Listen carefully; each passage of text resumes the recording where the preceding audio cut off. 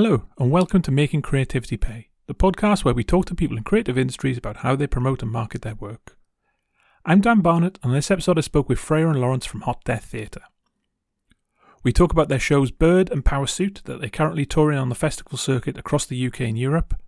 We discuss the differences between festivals and why they are not doing the Edinburgh Fringe. We also talk about promoting yourself when your act is a little more left field than standard, as well as how physicality can have an impact on comedy, even if it's just an eyebrow. Hi, I'm Freya Bentos. I'm one half of Hot Death Theatre. I'm a physical performer, comedy, burlesque and drag king. I'm Lawrence Tucker. I'm 1/4 of Hot Death Theatre. I write, I perform, I apparently act as well. Used to do a lot of straight stand-up. Got very bored of it. Now I'm doing this sort of stuff.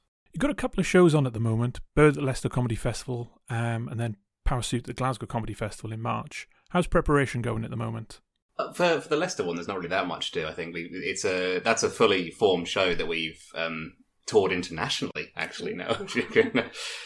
So it's really just a case of rehearsing and tweaking bits that we weren't fully happy with before. But I think largely, it's just a case of rehearsing on that one.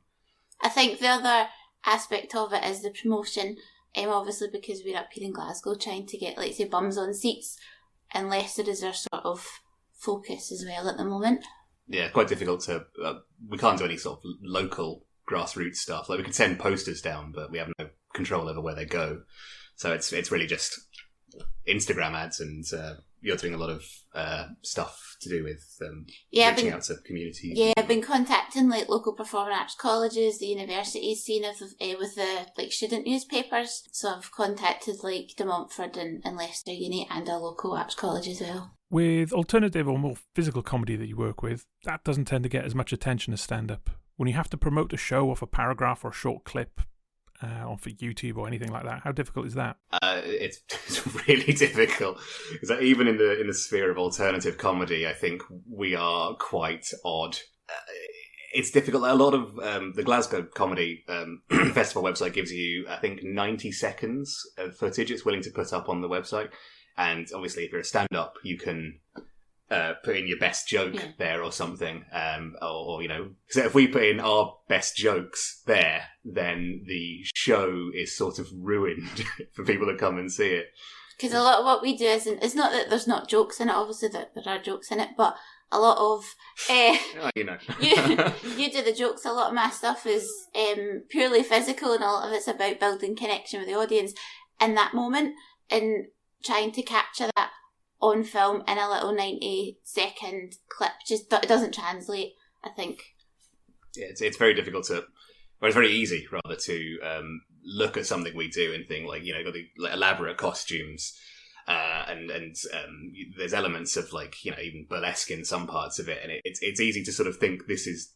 to sell it wrong through that sort of stuff, I think. On the posters for the show, it mentions being well received in Reykjavik and places like that. Do you find certain places are more receptive and certain festivals are kind of more tailored to that style? Yeah, what we do as well is very narrative-driven and character-driven, and a lot of the joy and the comedy in it comes from understanding the character, which obviously takes, 10, 15 minutes of setting up what the whole thing's about before we get into the meat of it. So without that, a lot of it is, even weirder than it is when you have the context. I think being a double act as well, you're setting up not only the one character, you're setting up both characters, the connection between those two characters, the connection between those two characters and the audience, and the setting and everything. So you've got, I think the thing, because it's comedy theatre, it's got all these extra parts that you can't showcase in a one-liner. It's not snappy. We're not snappy folk. On the posters for the show, it mentions being well received in Reykjavik and places like that. Do you find certain places are more receptive and certain festivals are kind of more tailored to that style? I think in terms of the festival itself, I think Reykjavik is a freak show, so it's really... they've got a show over there now called Reykja Freaks, so it's really tailored to the weirder act. I think in terms of the audience, perhaps not necessarily, because there's definitely when we did the show in Glasgow, there's a lot of our friends, obviously, but there was a certain element of the Glaswegian people coming in that really, really love the show. Yeah, I think a few people had said they didn't quite expect to enjoy it as much as they did, which to us is like a big compliment because, the biggest compliment we can get. But I think certainly in Reykjavik, you sort of, you feel like you find your kin because you're going to see, an amazing circus performer, naked, covered in mud, doing an incredible show 1 minute, and then... That was my earlier show, yeah. Yeah. And, the next you're going to see a stand-up who's doing something like so strange that you've never seen before, and then you're coming, and people are really receptive, like, oh, we saw your poster, so Lawrence is the graphic designer, does really striking art, and I think that helped because a lot of people were like, oh, we saw your poster, and I think because it's a smaller fringe, you don't get lost in it. Yeah, absolutely. And it's not as overwhelming as, say, like Edinburgh. So I felt like, we were walking past performers we saw at the preview, and you talk to each other, there was like a community within it. And I felt like, personally, like, as a woman kicking about in comedy, it's not the best. But I found in Reykjavik, I felt safe. If I wanted to go to a show to myself, I would have went to a show myself, and that's something that I would have done at another fringe. I've had people on previously performed at the Fringe and then looked to take it on theatre runs. Obviously, it doesn't have to be an end goal, but for something like this, do you see for Bird, for example, do you see it having a life somewhere else, of a run somewhere? I've not really thought about that. I think certainly getting into theatres would be really beneficial because sometimes, what it's like, you're given a venue and there's limitations to that venue, and that's nobody's fault, that like at a fringe venue, but you're maybe missing a good lighting panel, or you're missing, and things with us, we're trying to build an atmosphere with it, it's not like one person on stage, there's two, maybe a couple of characters, there's audience participation, the mood changes, and I feel things like, I've got a little bit of a theatre background, and I feel that's what's missing, is having the ability to utilise the lights and all these different theatrical components that could really make the show, that we just don't have the opportunity to, because we don't have the money quite often, comes down to that. I mean, the venues in Glasgow that you can get with those amenities are out of our price range by a lot. Yeah. Like it's not even like, oh, we could maybe scrimp and save, and like we could put on one show there and then we'd be on the street. Yeah, and in terms of artistic support, is there much from, whether it's Creative Scotland or Arts Council or any of those kind of things? Is there much out there? No. Am I trying to be positive or no? No, I certainly think, as somebody who's been rejected, but I've had Creative Scotland funding and I've been rejected a lot for it, and it's there's so many amazing artists applying to do it, but I feel comedy just doesn't get funding. Comedy and drag are the two scenes that just seem to not be on certainly Creative Scotland's radar. Yeah, I had a guest on previously and they were saying that stand-up especially is not considered an art form in a lot of the funding, which seems a bit bizarre. No. And I think certainly how, again, like payment schemes and everything, it's the minute comedy's in it, the monetary value seems to decrease, Yeah. For Bird, which is a Leicester Comedy Festival, you've got a kind of quick description of what people can expect. Do you want to do a synopsis of Bird? Would that be helpful? Okay, so I've got the pitch line is that Bird is an avian-themed cosmic body horror comedy theatre piece set in a sinister underground bird sanctuary. There you go. I had to think a little bit on that. It's, I mean, that's the best way to describe it, and it sounds really weird, doesn't it? It's weird, and it incorporates, character comedy, bit of comedy theatre, physical, maybe dance, Yeah. It's dance when you do it. It's just flailing when I do it. It's a multidisciplinary, I don't want to say experience because it sounds pretentious, but you'll never be the same again. It will change your life, and provided you don't have any hope that means for the better, then please do come and see the show. And so for shows like that, how important are reviews to kind of spread the word? We haven't really had a lot of reviews for Bird. We've got 2 or 3 that we can... Yeah, we've got a couple, and we've got... we don't have, strict, critics reviews, unless... I think there was a couple in Reykjavik, but certainly in Glasgow we've not, but we've had, very good feedback from people, but we're not... we don't seem to get the critics in. No. So, moving on to Powersuit in Glasgow, You're saying Birds you've kind of had a while, you've toured. Is Powersuit completely new? Is Glasgow the first time it'll be performed? We've got a bit of a system with our shows where Glasgow seems to be where we premiere because we live there. And then Reykjavik will maybe take a show there if we get in and do the new show there. And then it's the show from the previous year we sort of take more extensively to, things like Brighton and hopefully the other Nordic fringes like Gothenburg and Stockholm and stuff. So Powersuit is at the moment entirely new to the point where it's not fully written yet, which is a great source of personal stress to me. I think it's worth noting. Yeah, completely new, completely different. Well, sort of not completely different to Bird because we've sort of got a shared universe, I think. Mm-hmm. The Hot Death Theatre cinematic universe. A lot of we do a lot of horror themed stuff now, which wasn't always the case with our first show, although it's quite horrific in its own way. But the sort of premise behind what we're doing now is that us as Hot Death Theatre have been either willingly subsumed or bribed or purchased by this horrible cultish corporate conglomerate that controls everything we do, which I think I've gone into muddy waters and I can't explain it properly. Help me. There's always themes of being taken over and, we are puppets on a string underneath a big large conglomerate. We're not pointing fingers anywhere, yeah, but the conglomerate's got certain arms. Like it's like this world-spanning, shadowy organisation that is like it's quite Lovecraftian in many ways. That it is this cult that worships this weird thrumming entity. Yeah, sort of like a shadowy deity, but it's got all these mundane arms to make money for itself, like an exotic bird sanctuary. Or like with Powersuit, it's got the multi-level marketing sort of arm, which I think is quite amusing to have this sort of mundanity of it focused on in a show where there's clearly something so much more like cosmic and terrifying going on, and we're talking about like some scary birds. I know you've done some workshops for the Humour Mill in Glasgow, so Kathleen Hughes, who's a previous guest, is heavily involved in that.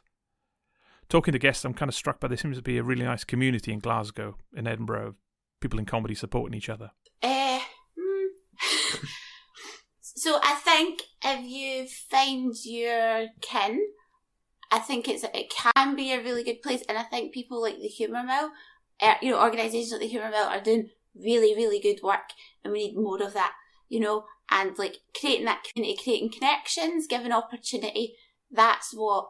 So Lawrence and I and Gabriel Featherstone, Ruth Hunter and Elaine Malcolmson are all part of Fever Dream Comedy Society, and it was basically, we wanted a place to do alternative comedy. We wanted a place where people of all genders could come and try and do weirder stuff, because quite often you get pigeonholed into, you are an alternative stand-up, you are a clown, which is such a really, this is the box. Put yourself in the box and you're a clown, and you can only call yourself a clown if you do this, and you can only call yourself before if you do this.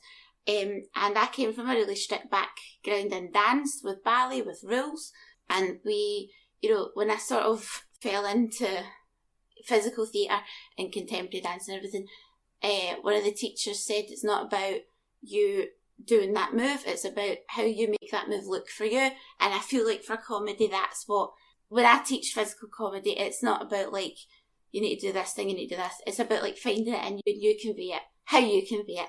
And I think creating a community where people can come and try the weirder stuff and be supported is really important. And I think Humour Mill is really important for that.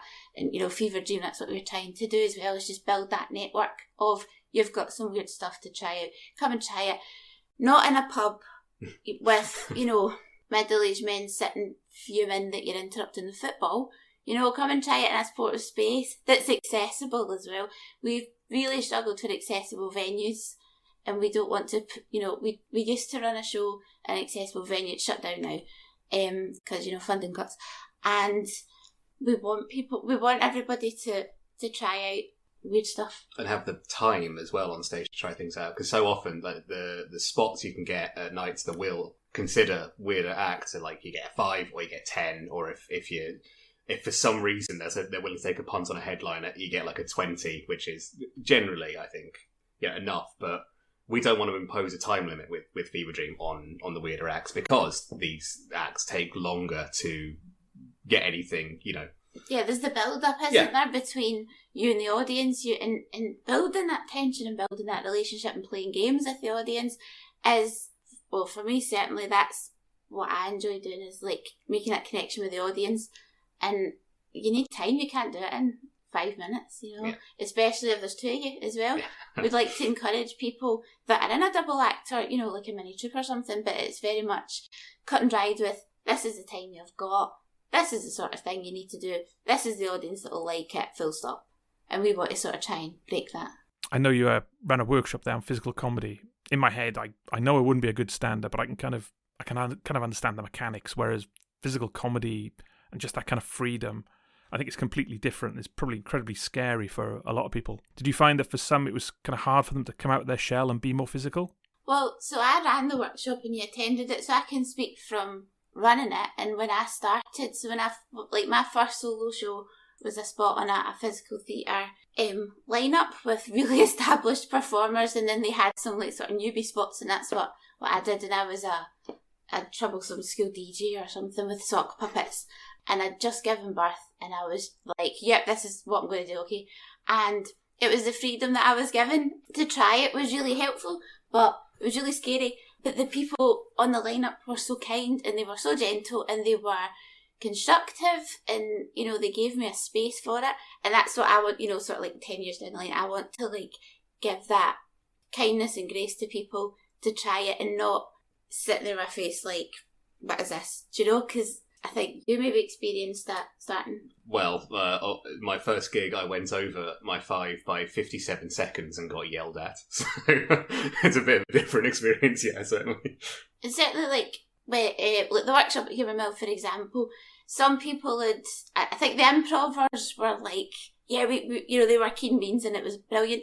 And then other people were maybe not as comfortable moving as, as much, me who can't sit still. But it was about finding how they move in their way and expressing the physicality in their own way. And it doesn't mean that you need to be like a big, octopus like I am.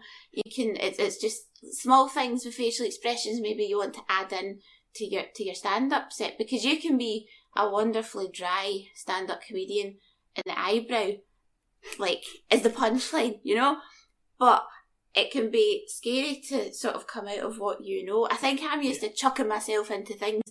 Speaking on stage for me was a big scary thing, because I'd never spoken on stage until I did like theatre at my uni course.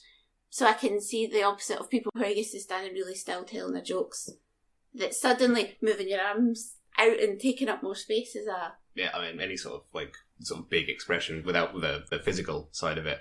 I'm quite good at mimicking voices and doing accents and stuff. Which I think is an asset in comedy, unquestionably. But it took me, like a year of doing comedy? Maybe a bit less than a year, like 9 months or something, before I was comfortable even trying doing a voice on stage, and the voice itself didn't get a laugh, and I was like, well, I'm never doing that again. I think the actual words went okay, but no one was like, that Birmingham accent you did was really funny, Laura. It's like, you should do that all the time. And I was like, well, I'm done with this. I'm going to go and live in a bin instead. Yeah, the physicality is only really something that I'm really starting to unlock, I think, through working with Freya, who's very physical. And quite often the eyebrow is the punchline with Freya. So we do a cabaret double act called Steam Pudding and Clootie Dumpling, which is sort of like cowboy... it's really stupid. It's like a cowboy-themed double act where we sing grotty little songs. And I had this walk in mind. My character, Clootie Dumpling, goes up to the stage first to introduce Steam Pudding, who's got like the Dolly Parton character. And I did this really stupid crab walk up to the stage. And I think you said like you nearly couldn't come on stage because you were laughing too hard. And it's like that's fully because I was performing with someone so physical and was so comfortable. But you used your ratio, you used your body. So Lawrence is really tall, so you used his long legs to just do this squat where his body just disappeared, his legs came out to the side, up on stage, and it broke me. You know, I try not to break on stage too much, but I had to take a second before I did my first yeehaw, and because I was laughing. It was good. I enjoyed it. And the audience liked it as well, I think, because that first introduction of like, okay, introduced to the stage, cleared up with the steamed pudding, and people are like, what is this nonsense? But it's a cabaret, so people are like, yay, what's this nonsense? I'm excited about it. And then this Sometimes. big bloody lanky crab cowboy came on stage, and they were like, okay, that's what we're rolling with. Aye, fair enough, okay. I was just going to say, that was a long time of me performing before I was happy, like, even just like doing a silly walk on stage, you know. It was very daunting for someone who's not like of that background, I think, as an answer to your question. So you've got Bird and obviously now Powersuit. How do you balance kind of refining old works and producing new things? Because obviously with any kind of show, it takes a lot of time to prepare. And how do you find the kind of balance between sticking with an older show and keeping it going and developing it versus kind of the thrill of something new? Is it hard to get that balance right? I think it's a bit of a mix, because it's with the, like, for example, the Glasgow Festival, you know, you apply for that early on, and that's you committed to this new show, and you designed, you know, Lawrence is like, here's a new poster, this is the new show, and it's locked in, and it's quite a good motivation to be like, that's the date we're doing it, and that's the show we're doing. Whereas, like, with other shows and stuff, we can sort of pick and choose what we do. If we're doing a cabaret, we'll be like, we'll whip out the cowboy act. Or, you know, if we're doing a bit of a more sort of quote-unquote working men's club gig or something, we've got like a rundown 70s magician and assistant sort of show as well. So we've got, you know, we'll bring it out of our pocket what we think might work for the night. But it's certainly exciting to have a new show on the go. Terrifying, I think, is the word. Terrifying is the word, yeah. Because the way we sort of work is Lawrence puts all the time and effort and love into writing it all, and then just sort of writes and Freya does something. And I'll work responsibly off of Lawrence and what he's written with the script, and that's why I need the time as well once it's written to sort of play about with it, you know, because it's on Powersuit, I don't speak at all. And it's about how do we, you know, share the stage and share the space with enough emphasis on both, through the physicality and through the narrative spoken. So yeah, it's a lot of work from both ends in like a different sort of way. But certainly we're bringing Birds to a couple of festivals this year that should be really exciting. Yeah, so Bird's kind of the forefront of what we're doing this year. The Powersuit is kind of like testing it out, and we try and like refine it, the new show, through the 2 or 3 performances of it we do in the year we first bring it out for Glasgow. And then hopefully it's okay to the point where, well, I mean, okay, sorry, I was supposed to big us up. Hopefully it's phenomenally good and has no need for any amendments to it by the time we start, you know, bringing it out to a wider variety of fringes and stuff. But we're constantly tweaking things as well. So, yeah. You know, you'll do something will happen on stage and we'll go, do you know, that might work actually better if we do it this way, or maybe we change this line a little bit, or maybe, you know. There's a line in Bird which I can't spoil because I can't do like a snippet of it, but it came naturally. It's just a bit of ad-libbing, and it is these what we do, it tends to like either succeed or fail differently based on different audiences. This line has never failed, and it was just a stupid thing that Freya said on stage, and it was so good that we were like, well, it has to go in. But like, as you said, I put so much time into writing the words and like the minutiae of the order of the words and the exact like phrasing to give the assonance of comedy, and then this dumb little noise on stage is the best thing in the show. So furious, I nearly quit. Honestly, I walked. So you've mentioned a few festivals, Glasgow and Leicester. Obviously, the big one that I talk to a lot of guests about is Edinburgh. Is that something that's not really on your radar at the moment? Not this year, certainly. We've did it before, and I found it so stressful. Stressful. Yeah, and I find as well, even going around Edinburgh during the Fringe, like, I'm neurodivergent and it is a nightmare for me to go around Edinburgh. So I just, like, I'll do a couple of spots, you know, here and there, and that's fine. But just the noise, the pressure, the aggressive flying, and I absolutely understand they have to. I'm not like saying anything is wrong with the flying. I don't mean that whatsoever. But what I mean personally is like, because it's just so bombarded and it's so overwhelming. There's so many shows, you know, you don't know what you want to go to, and everything overlaps, and I just found it too stressful. We were talking about it yesterday that when I go to Edinburgh to watch shows, I feel commoditised. You know, I feel like a product to be advertised to, and I don't feel good about it. And if I go to Edinburgh to do shows during the Fringe, I feel the same way. I feel like I'm sort of being taken advantage of and exploited regardless of which way I go. And I think that it's not particularly contentious to say that Edinburgh is becoming a big, horrible, bloated monster on the Fringe scene where it's just a money game. You hear people going like, I went to the Fringe, and like Kathleen Hughes, even that you've had on this, who is brilliant, had a great Fringe.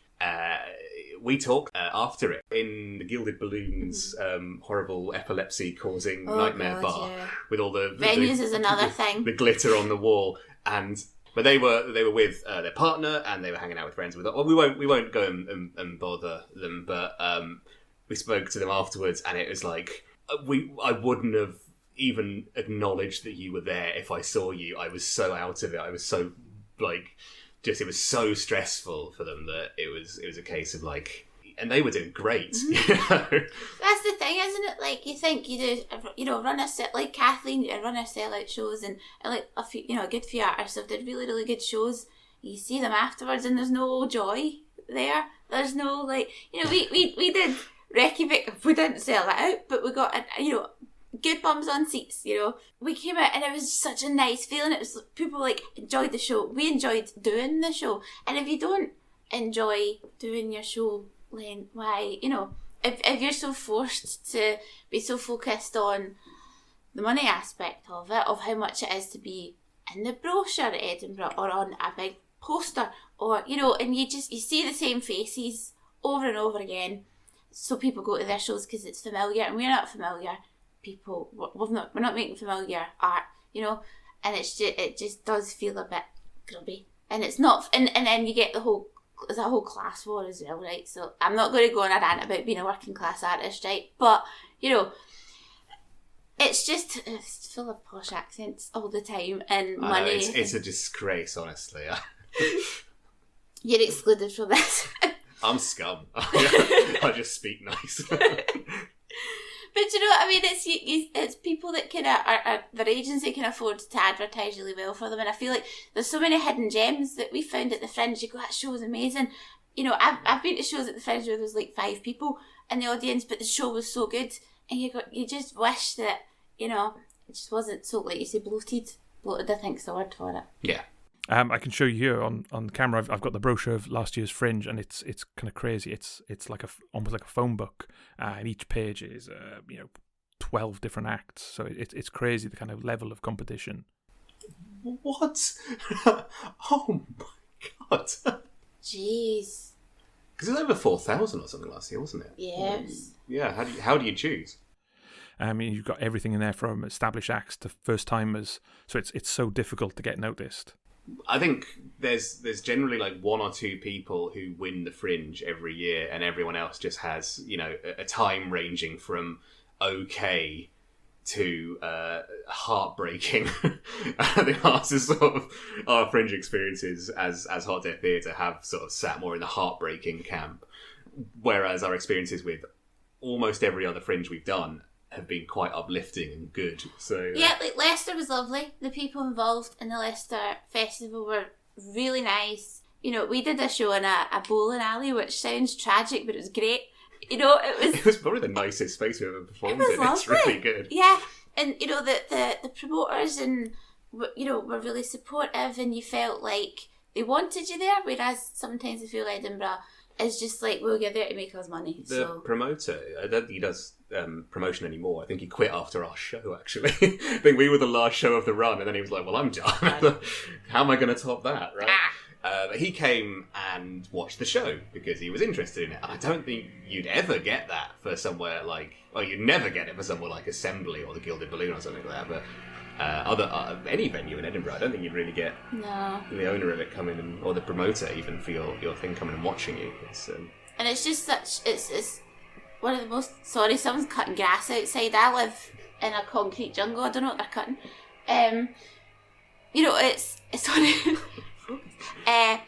with accessibility, I do accessibility stuff for drag shows, so I harp on about it quite a lot, but it needs to be harped on about, is Edinburgh is so inaccessible, not just in terms of like physically getting into the venue, sensory issues, but monetary issues, is money, time. And it's if you've got the money to rent a studio and have that time and space to play about, fantastic, well done. But a lot of us have to work, a lot of us have kids, and we don't have that privilege, and Edinburgh reeks of privilege to me, personally.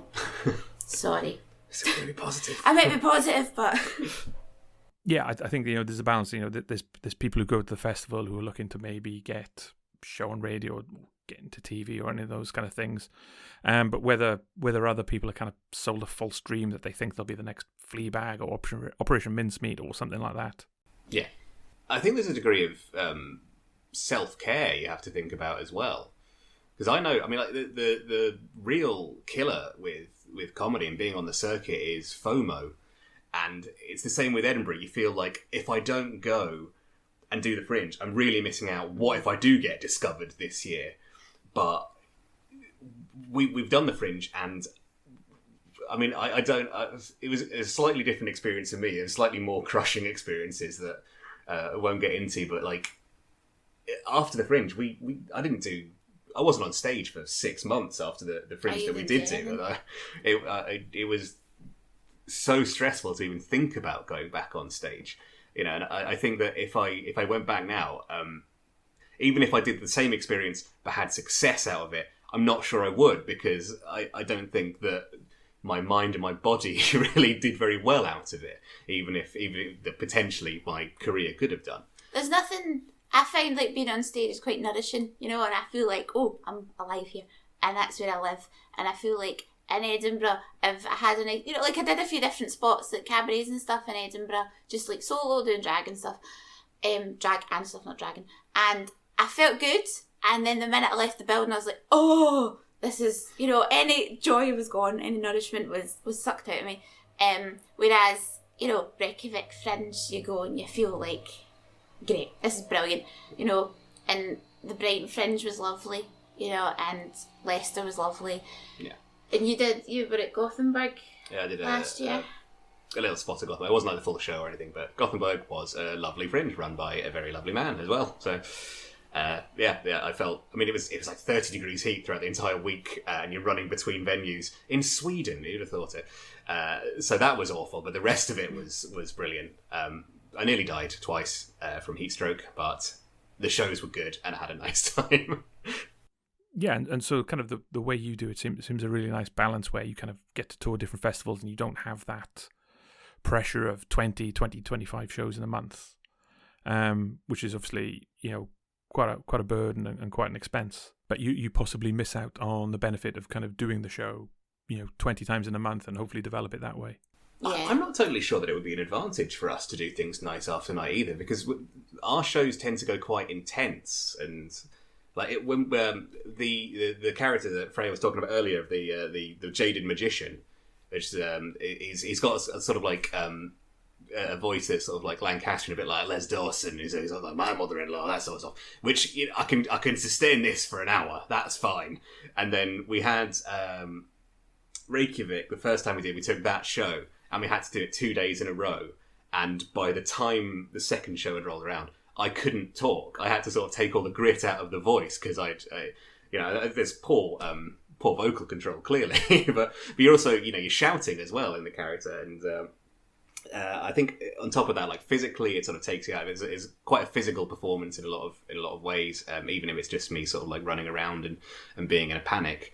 And I think that doing it 25 days in a row, I don't know how I'd possibly sustain doing that show. And I couldn't do. I've got a 9-year-old, so there's no way that I could. So childcare is another thing as well. It's like you don't.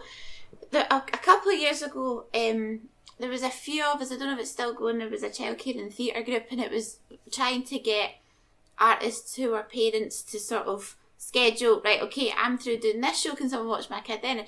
And it was a really nice community, but it wasn't in comedy. It was for theatre, and there's not really much going for childcare if you're a comedian who has a child.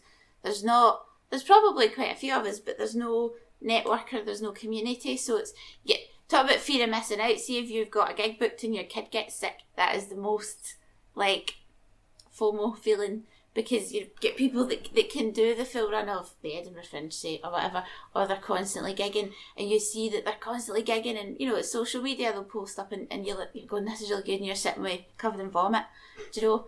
So there's that FOMO, but yeah, you can do what you do. And so in terms of kind of getting people in, what's the kind of balance in terms of trying to sell tickets? I think we definitely don't want with our shows to pressure people who don't want to come to them to come to them. Because you can go to like a stand-up comedy show and you go, okay, the medium of stand-up is very understandable. And you go, maybe I didn't like his jokes, but that's fine. But if someone like is fresh to come to our show, I'd be so embarrassed if they were like, I didn't get it at all. I don't understand it. I think you're terrible people. You know, because we put so much, it's so weird. You know, and it's so much. It's a weird vulnerability, isn't it? Yeah, like, I would just be sort of humiliated if at a conceptual level, someone because I've convinced people that I've met like in Edinburgh to come to gigs I was at before, and then absolutely bombed. And like I didn't even have a chance. They just left after I was on. I didn't have a chance to go to them and say, I want to know that you understand conceptually that what I was doing was good. No, they're gone. They've just gone, well, that guy sucks, you know. Yeah, we don't, yeah. We want people who want to come, and we want people who want something a bit different to come. Yeah. And I think doing the social media, we're not promotional people, we're not great at that. I think quite often we're not very good at promoting ourselves, just like in general. So I think we're sort of... You might have noticed. Yeah. Yeah, because we're not the slick razzle-dazzle, like we make a good, we do a good short reel. We're not relatable either, I think, sometimes is an issue, is that it's not... Don't say that. No, but what I'm meaning is, we're not relatable comedy, because that's its own thing, and that's grand, but that's not what we're doing, and I think on a surface level, people go, that's unfamiliar, maybe don't want to see it, but you were talking about like at a core level, it is relatable. Yeah. The shows do have a message that's relatable. It's just weaved into this like bigger narrative.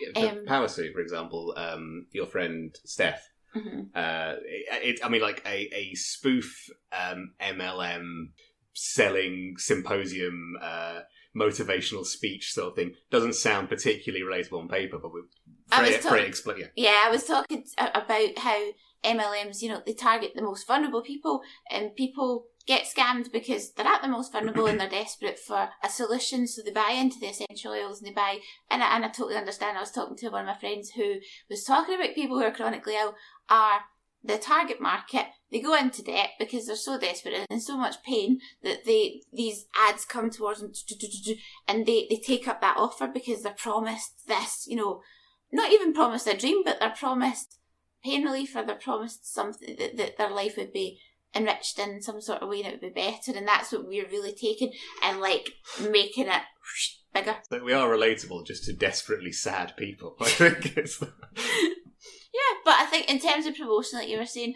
social media is sort of where we do most of the promotion. Like Lauren says, we don't have feet on the ground down in Leicester. You don't know where your posters are going to get put up, and we don't really have any connections in Leicester. I've got some of my daughter's family live there, so I've got childcare sorted, which is also a bonus. But and I know a few. I used to go out in Leicester quite a lot. I know quite a lot of the venues, and the venue we're in is really cool. It's the Phoenix Arts Centre, and we're in the Nest, which suits. But again, we're sort of relying a little bit on people down there doing the promotion within the venue. for us. Yeah, we're also, I think, listed as a film on the I think we're Phoenix. all listed as a film. So that's going well. A quick email will sort it out. No, they've been nothing but lovely. They've been really nice I should hasten to say. It's been really nice to see when we first registered, when we first got the show down there, that we were getting tagged. Like the venue itself was sharing, and then the venue in the venue was sharing as well. And every so often we'll go, oh, that's our poster, that's nice. And they're making the effort to sort of promote it. And I think that's what we like about the smaller fringes like Leicester, Brighton, Reykjavik. They promote the shows because they want people to come. It's not just right, go, give us your money and go away. It's very much we'll help you. In certain festivals, you get like a little bit of promotion, but it's like a quarter of a second of your face in a reel on Instagram, and they feel like you're gonna convert to ticket sales with that. Let me tell you. So it is nicer with the small fringes to have that. Instagram ads are really like my single hope. Freya's good at promoting in comparison to me, but then I'm not good at, in comparison to other people. We're terrible. What are we doing? I don't know. Yeah, I think that's kind of one of the things interesting with Leicester and Glasgow. The tickets are £8 to £9. Whereas at the Edinburgh Fringe, they're going to be £12 to £15. So I think that's a big plus for those other festivals as well. I think sub £10, you can take more of a risk, and if it's not for you, if it doesn't, it's not what you're looking for. It's not the end of the world. Whereas if you're paying £15 or more, you probably want a bit more of a guarantee, and maybe see someone that you're confident that you're going to enjoy. Absolutely, and there's such a disparity in the arts in general of those making the work can't afford to go see the work, And like there's obviously the whole thing with like theatre ticket prices at the moment, and we always price low, probably too low, but we don't want someone to want to come to a show and then not be able to. Yeah, accessibility extends to financial as well, and they don't really. I mean, we're absolutely happy with someone who can't afford the £5 concession fee to come to the show and pay what they can, or pay nothing and just come into the show. Yeah. But you can't really list it in a lot of cases. Like they did this, the limitation of how the prices have to go up on these websites seems to be you got one fee, or you can have a concession, and that's sort of the options. But I mean, if anyone is listening to this and feels like Bird or Powersuit sounds really good, but they don't want to or can't afford the ticket, then just come and or drop me a message, And I always say, in terms of if you're wanting to come to the show but you don't know the accessibility of the venue, drop me a message with your accessibility needs, and I'll explain what the building has, what it doesn't have, and how we can facilitate that. I do Shut Up and King is a really, really good drag king. Like they do workshops and shows and everything. It's Dorian T. Fisk runs it, and they are so focused on accessibility. So like on nights that we've got a show, I'll be there as the accessibility person, and it's like we've got ear defenders available, masks, sensory, toys, anything that you need. And quite often people will message saying, I need, I've got a wheelchair that's got an attachment that means that it doesn't go through typical doors. Have you got this? Da, da, da, da. And we'll always, do as much as we can to make sure it's accessible for everybody. That extends, let's say, to money as well. Because, art should be accessible. And it's not as... I know that you have to make money off of it to live and pay bills in it. And, that is on the one hand, we have to make money to pay bills because, oh my God, the price of bills. But also, if it's one or two people who are constantly missing out on shows because they just don't have the money, I would hate for them to miss out on our show because they don't have the money. Come to our show, drop me a message, put your name on the list, and you can come, Thanks again to Freya and Lawrence. You can find more details about where to find them in the show notes, including the Glasgow Comedy Festival in March. Thanks for listening.